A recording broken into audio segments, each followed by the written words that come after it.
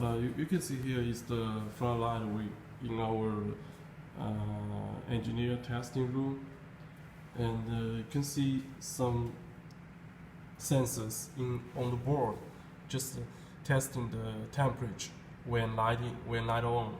So we have many points along the housing, the LED board, and the other corners, just to understand which area is suitable for big watt.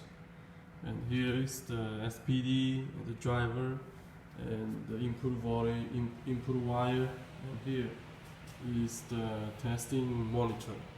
From when turn on the light, you can see the temperature clearly, and it is easy for our engineer team to do the analysis if this housing is enough or need improve. This is our working style, so we make sure when put in mass production, we make sure the goods is under the harder testing.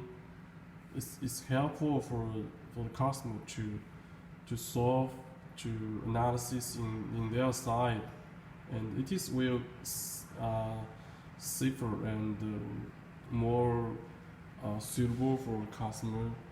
We make sure the goods in our testing room is